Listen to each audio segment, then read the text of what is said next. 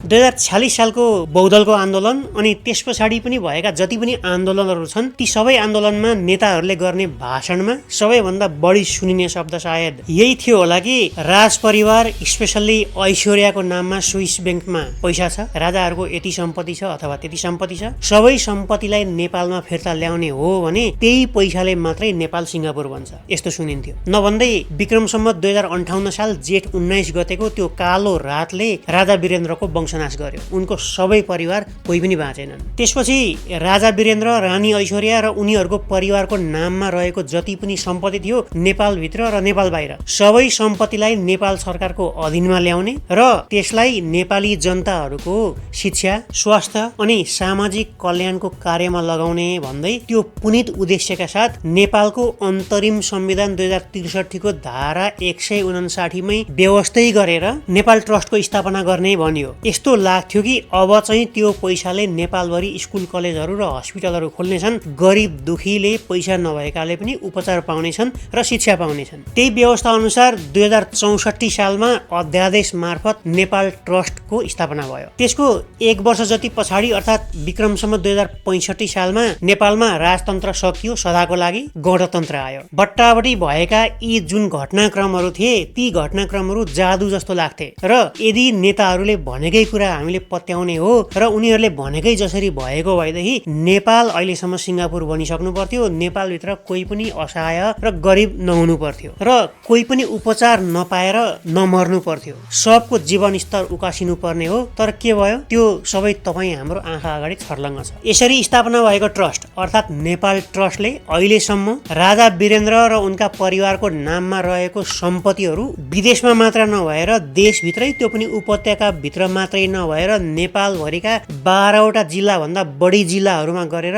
22,000 रोपनी, याद गर्नु होला, फेरि रिपिट गर्दैछु, 22,000 रोपनी त जग्गा मात्रै भेटेको छ। जसमध्येमा गोकर्ण फरेस्ट रिसोर्ट, भक्तपुर सल्लाघारी छेउको प्राइम लोकेसनको जग्गा, धनकुटाको चुलीवन क्षेत्र, धादिङको छत्रे देउरालीको सिङ्गै वन लगायत अरू पनि धेरै जग्गाहरू नेपाल ट्रस्टको अन्डरमा आइसकेको छ, राजा वीरेन्द्रको सम्पत्ति। त्यसको अलावा ट्रस्टसँग चितवनको दियालो बङ्गला, पोखराको रत्न मन्दिर, हिमागृह, कान्ति ईश्वरी गृह जस्ता ऐतिहासिक महत्वका भवनहरू अनि सँगसँगै काठमाडौँकै प्राइम लोकेसनमा भएका व्यापारिक र कमर्सियल भवनहरू जस्तै काठमाडौँ प्लाजा, सोल्टी होटल सँगैको यो कम्प्लेक्स, लाजिमपाटमा स्ट्यान्डर्ड चार्टर ब्याङ्क बसेको यो श्रीनिवास बङ्गला, कालीमाटीको काठमाडौँ बिजनेस पार्क, दरबार मल लगायत सम्पत्ति र तिनले ओगटेका जग्गा पनि अहिले ट्रस्टको अन्डरमा छ। त्यो पनि राजा वीरेन्द्रकै सम्पत्ति थियो। त्यसको अलावा नेभिल ब्याङ्कको, होटल डेला अन्नपूर्णको र राष्ट्रिय वाणिज्य ब्याङ्कको सेयर पनि अहिले नेपाल ट्रस्टको अन्डरमा छ। त्यो पनि राजा वीरेन्द्रको सम्पत्ति। अनि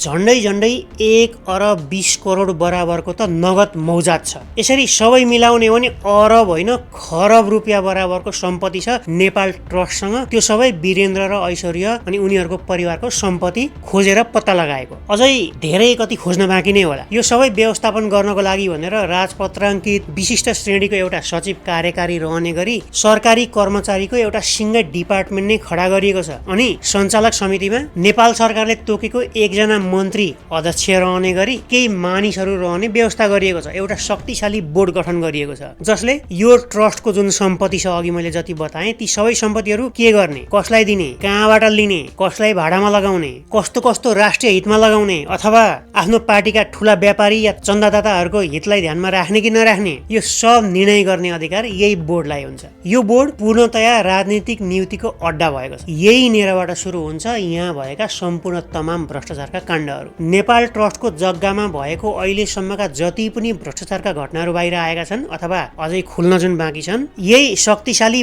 बोर्ड अथवा सञ्चालक समितिबाटै भएका छन् सबै। कारण प्रष्ट छ, राजनीतिक नियुक्ति र यसलाई दिइएको अधिकार। अब कस्ता कस्ता भ्रष्टाचारका घटना भएका छन् सबैको फेरिस्तो लगाउन थाल्यो भने दिन जाला, तर त्यो फेरिस्त सिद्धिँदैन। तर केही महत्त्वपूर्ण घटनाहरू र केही घोटालाहरूको बारेमा यो भिडियोमा म चर्चा गर्नेछु। भिडियो अन्तिमसम्म हेर्नु होला। सबैभन्दा पहिला सुरु गरौँ गोकर्ण फरेस्ट रिसोर्टको घोटाला काण्डबाट। काठमाडौँ उपत्यका भित्रको गोकर्णेश्वर नगरपालिका भित्र झन्डै 4000 रोपनी, याद गर्नु होला, 4000 रोपनीमा फैलिएको छ गोकर्ण फरेस्ट रिसोर्ट। यसमध्येमा झन्डै 2800 रोपनी जग्गा र यसमा बनेको 100 वटा कोठा भएको 5 star resort, hotel, golf course, restaurant, swimming pool सबै कुरा भएको सम्पत्ति सायद काठमाडौँबाट यति छोटो दूरीमा र यति धेरै एरिया र सुविधा सम्पन्न सायदै अरू कुनै रिसोर्ट होला। त्यो सम्पत्ति एलएम सुबीर ब्रदर्स भन्ने एउटा इन्डियन कम्पनीलाई राजा वीरेन्द्र हुँदै विक्रम सम्वत 2052 साल अर्थात् सन् 1995 मा 30 वर्षको लागि लिजमा दिएको थियो। यो भयो राजा वीरेन्द्र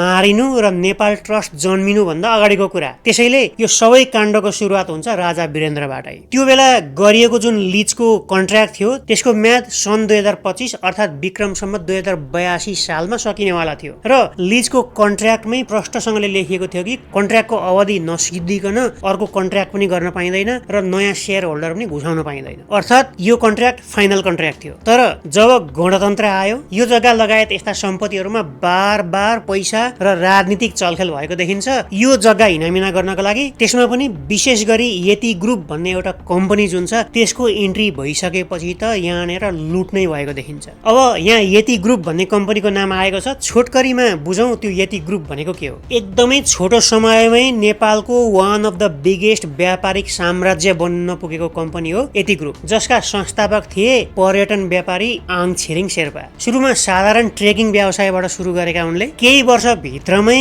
नेपालकै one of the biggest business house बन्न सफल भएका थिए। केही वर्ष अगाडि ताप्लेजुङको पाथीभरामा केबल कार सञ्चालन गर्न भनेर तत्कालीन मन्त्री रविन्द्र अधिकारीलाई साथै लिएर गएको एउटा डाइनास्टी एयरको हेलिकप्टर दुर्घटना भएर रविन्द्र अधिकारी मारिए भन्ने खबर त तपाईहरुले सुन्नुभएकै होला। त्यो सँगै गएका थिए आङ छिरिङ, उनको पनि त्यही सँगसँगै मृत्यु भयो। त्यसपछि उनका छोराहरूले यो कम्पनी चलाउँदै आएका छन्। यो कम्पनीको अन्डरमा Yeti air, Tara air, dynasty air, altitude air, Himalayan air गरेर झन्डै आधा दर्जन त एयरलाइन्सहरू नै छन्। त्यो सँगै पाथीभरा केबल कार, थामसेरको ट्राभल एजेन्सी, गोकर्ण रिसोर्ट, दरबार मार्गको यति बिल्डिङ, गन्दै जाने भने मान्छे गन्दै थाक्ला, तर उनीहरूको बिजनेसको लिस्ट सकिँदैन। कति व्यापार। सारांशमा ठुलै व्यापारिक साम्राज्य भइसकेको छ अहिले यति ग्रुप। तर यो सब प्रोग्रेसको पछाडि छ एउटा राजनीतिको कालो छाया जुन एकैछिनमा मैले बताउने छु, तपाईहरुले बुझ्नुहुनेछ। अब फिर्ता जाउँ विषयवस्तुतिर फेरि। सन् 2010 अर्थात् विक्रम सम्वत 2067 सालमा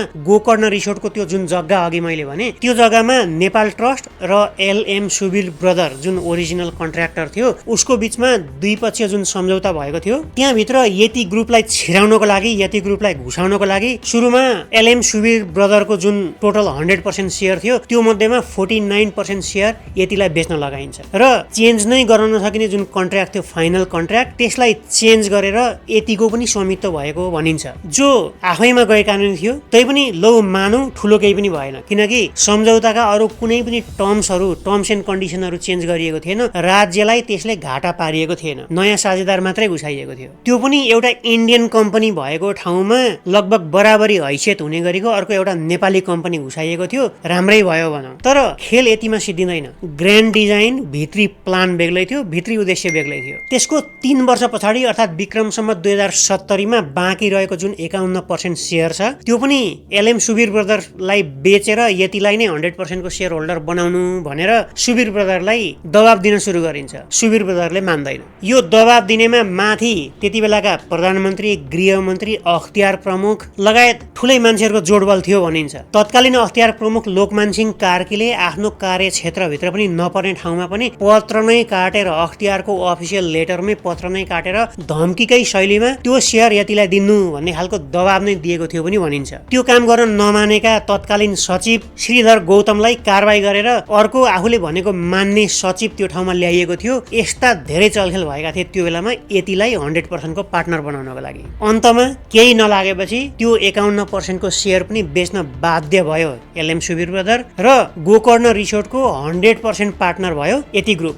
एकलौटी पारेको थियो गोकर्ण रिसोर्टको त्यो सम्पत्ति यतिले। सिधा बाहिरबाट हेर्दाखेरि एउटा इन्डियन कम्पनीको सेयर हटाएर सम्पूर्ण रूपमा नेपाली कम्पनी घुसाएको राम्रै देखिन्छ, राष्ट्रिय हितमै देखिन्छ। तर कानुनको धज्जी उडाइएको थियो र देशलाई त्यसले अरबौंको घाटा लगाएको थियो भन्ने कुरा चाहिँ सधैँभरि लुकाउने गरिन्छ। आफै कल्पना गर्नुहोस्, गृहमन्त्री, प्रधानमन्त्री, अख्तियार प्रमुख, सचिव लगायतका सबै मान्छेहरूलाई हातमा लिएर गरिएको यत्रो कामभित्र कति पैसाको चलखेल भएको थियो होला। अब यहाँनिर एउटा हल्ला सधैँभरि बाहिर बजारमा सुनिन्छ कि यो सब गर्नुको पछाडि केपी ओलीको हात छ। तर भित्री कथा बेग्लै छ। केपी ओली मात्रै संलग्न भएको घटना यदि भएको भए यो मुद्दा उहिले नै सल्टिसक्थ्यो, उहिले नै अगाडि बढिसक्थ्यो। थियो, तर सबैजना फस्ने सम्भावना भएको कारणले मात्रै अहिलेसम्म यो केस सामसुम भएर बसेको छ। त्यो किन म एकैछिनमा बताउने छु। अब मैले अघि जुन बाँकी रहेको 51% सेयर पनि यतिले किनेर 100% सेयर होल्डर बन्ने भन्ने जुन स्वीकृति सरकारले दियो भनेको थिएँ, त्यो स्वीकृति दिने बेलामा त्यो बेलामा प्रधानमन्त्री थिए सुशील कोइराला अनि गृहमन्त्री थिए वामदेव गौतम, जो ट्रस्टको बोर्ड अध्यक्षमा पनि थिए। उनीहरू दुईजनाको स्वीकृति बेगर यो काम हुन सम्भवै थिएन।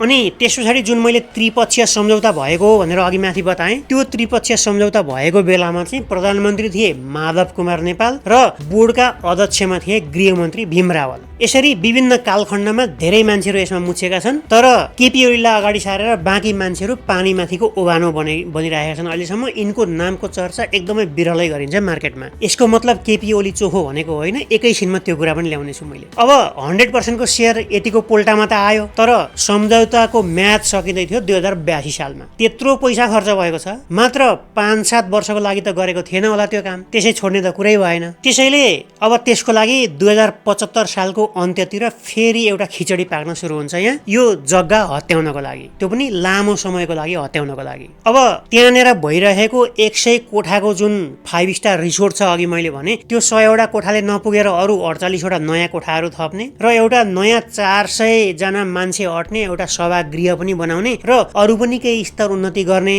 भनेर यो लिजलाई एक्सटेन्ड गर्ने प्रपञ्च सुरु हुन्छ। अब ओरिजिनल कन्ट्र्याक्टमै र विधानमै पनि यो लिजको अवधि नसिद्धिकन रिन्यू गर्न नमिल्ने भनेर लेखिएको थियो। अनि ट्रस्टको विधान पनि यस्तो थियो कि त्यो काम गर्न नमिल्ने गरी बनाइएको थियो। एकातिर कन्ट्र्याक्ट अनि अर्कोतिर कानुन बाधक बन्छ। परेन त फसाद। तर खाने मुखलाई जुङ्गाले सेक्दैन। कानुन त संशोधन गर्दा पनि हुन्छ, डाडु पुन्यौ सबै आफ्नै हातमा छ। अन्तमा नेपाल ट्रस्टको विधान नै संशोधन गरिन्छ, मात्रै यति ग्रुपलाई त्यो लिज एक्सटेन्ड गराइदिनको लागि। एउटा कम्पनीलाई गोकर्ण रिसोर्टको जग्गा जिम्मा लगाउनको लागि देशकै कानुन विधान संशोधन गरिदिने देश सायद नेपालमै मात्रै होला।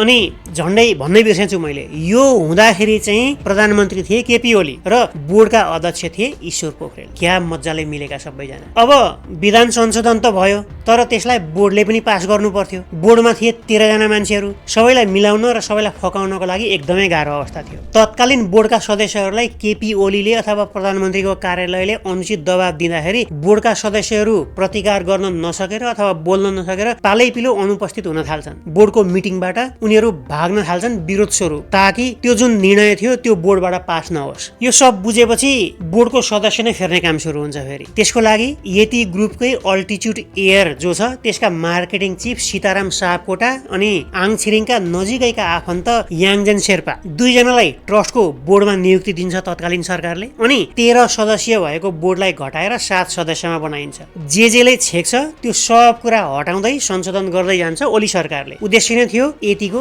हितमा काम गर्ने। अब सचिव आफ्नै, बोर्डको अध्यक्ष ईश्वर पोखरेल आफ्नै, बहुमत पुगिहाल्यो। प्रधानमन्त्री थिए केपी ओली, उनी झन् आफ्नै, केहीले छेकेन। लिज अवधि नसिद्धिँदै विधान र कानुन नै संशोधन गरेर मन्त्री परिषदबाटै पारित हुन्छ। यो पारित मात्रै हुँदैन, त्यो लिजको अवधि 30 वर्षको लागि फेरि थपिन्छ र यति ग्रुपलाई दिइन्छ। त्यति नै खेर भ्रष्टाचारका कामहरू कति फटाफट हुन्छन् नेपालमा। हेर्नुहोस्, एक्सटेन्ड त भयो, तर यसले ठुलो हंगामा पैदा गर्छ नेपालभित्र। केपी ओली र ईश्वर पोखरेलमाथि घुस खाएर यतिलाई फाइदा हुने काम गरेको, देश डुबाएको भन्ने आरोप लाग्छ। संसदमा पनि कुरा उठ्छ यसको बारेमा। अन्तमा एमाले, केपी ओली र ईश्वर पोखरेल मात्रै होइन, अरू मान्छे पनि मिलेका छन् है, लो हेर हामीले मात्रै गरेको हो र भनेर तत्कालीन सरकारले एउटा श्वेत पत्र जारी गर्छ, जसमा कांग्रेस सरकारले गरेका कर्तुतहरू, नेकपा एस अथवा माधव नेपालले गरेका कर्तुतहरू, माओवादी अर्थात् बाबुराम भट्टराई तत्कालीनले गरेका कर्तुतहरू सबैको फेरिस्ता राखेको एउटा श्वेत पत्र जारी गरिदिन्छ त्यो बेलाको सरकारले। लुजा त म मात्रै फस्ने, तिमीहरू पनि फस। भ्रष्टाचारीको पोल भ्रष्टाचारीले खोलेको बडो गजबको मौका थियो त्यो। क्या मस्ती। आफ्नो नाम मुछिसकेपछि त्यस पछाडि जुजो कराउँदै थिए सबै शान्त हुन्छन्, खेल खत्तम। अब यहाँनिर प्रश्न उठ्ला, के फरक पर्यो त? लिजमा त दिएको रहेछ नि, भाडा त तिर्छ होला नि यतिले। हो तिर्छ, तर कति? यहाँनिर जम्मा एरिया 2971 रोपनी अर्थात् झन्डै 3000 रोपनी, जसमा 100 भन्दा बढी कोठा भएको 5 स्टार रिसोर्ट छ, कफी सप छ, रेस्टुरेन्ट छ, गल्फ कोर्ट छ।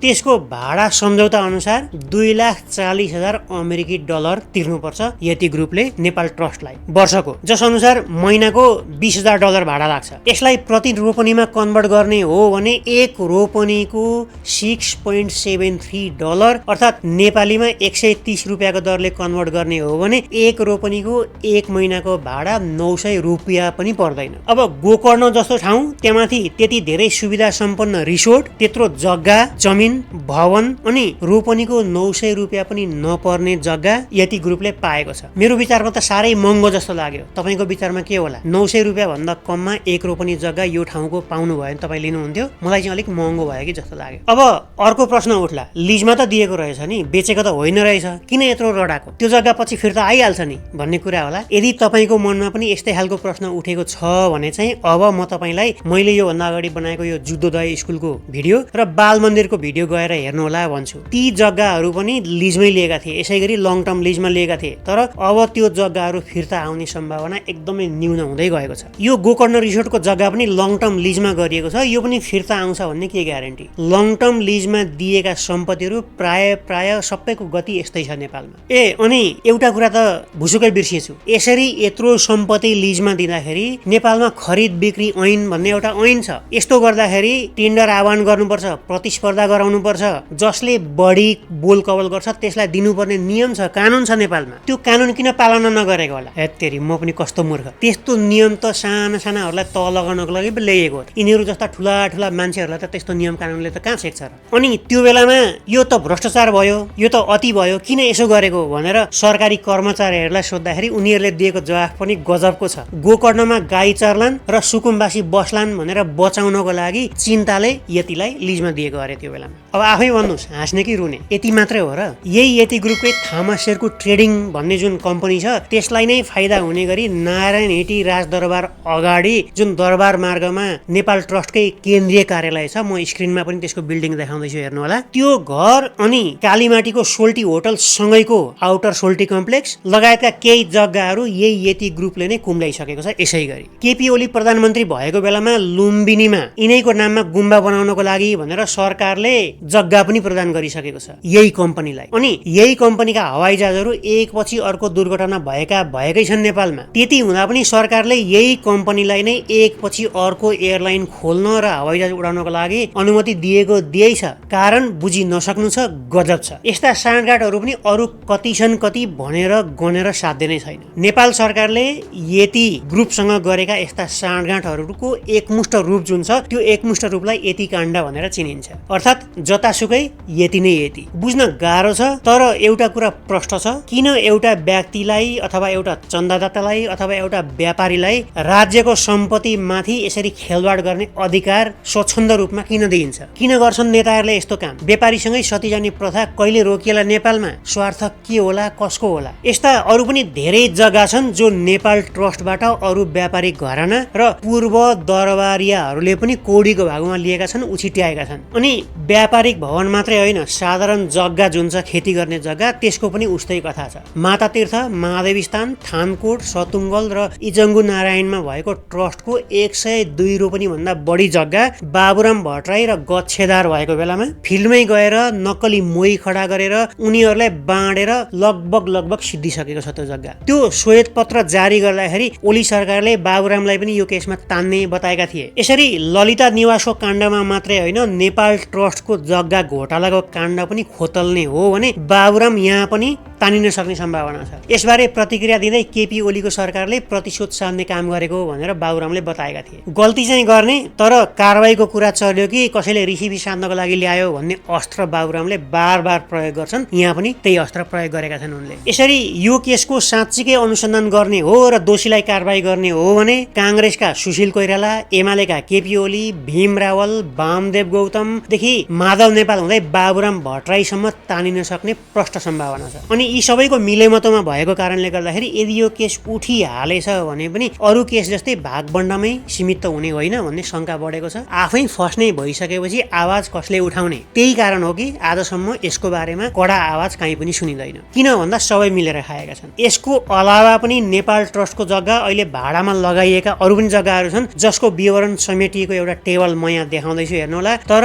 ती प्रत्येक प्रोपर्टीको पछाडि पनि यस्तै राजनीतिक खेल र भ्रष्टाचार लुकेको छ। नेपाल नेपाल ट्रस्टको जग्गा र सम्पत्ति हिनामिनाको कथा यहाँनिर सिद्धिँदैन। यो त एउटा पाटो मात्रै हो, अझै कति छन् कति। यदि डिमान्ड भएछ भने यी लगायत अरू सबै भ्रष्टाचारका काण्डहरूको, स्पेसली नेपाल ट्रस्टको म बिस्तारो चिट्ठा खोल्दै जानेछु अरू भिडियोहरूमा। यदि ती सबै भ्रष्टाचारहरूको नालीबेली सुन्न र देख्न चाहनुहुन्छ र ट्रस्टका अरू जग्गा अरू सम्पत्तिहरू बारे पनि यस्तै रिपोर्ट सुन्न चाहनुहुन्छ भने तल कमेन्टमा लेख्नु होला, म त्यसबारेमा क्रमशः भिडियो बनाउँदै जानेछु। यसरी राजा र रानीले विदेशमा अथवा देशमा सम्पत्ति थुपारेका छन्। राजा देशको लागि सेतो हात्ती भए, यिनलाई हटाउने हो र उनीहरूको सम्पत्ति नेपाल ल्याउने हो भने नेपाल तुरुन्तै त्यही पैसाले सिङ्गापुर बन्छ र नेपालबाट गरिबी हट्छ, नेपालमा स्कुल बन्छ, अस्पताल बन्छ भनेर कति भाषण सुन्यौँ हामीले। त्यसैलाई पत्यायौँ पनि, त्यही पत्याएर राजा फाल्ने आन्दोलनमा पनि सरिक भयौँ हामी। तर देशले के पायो? तर सेवा दिने बेलामा चाहिँ जनता होइन, यस्ता व्यापारीहरूलाई सेवा दिन्छन् राजनीतिक दलहरूले। अनि भएका जग्गाहरू पनि पार्टीका झोलेहरूलाई नै दिएर सिद्ध्याउँछन्। हेर्दा हेर्दै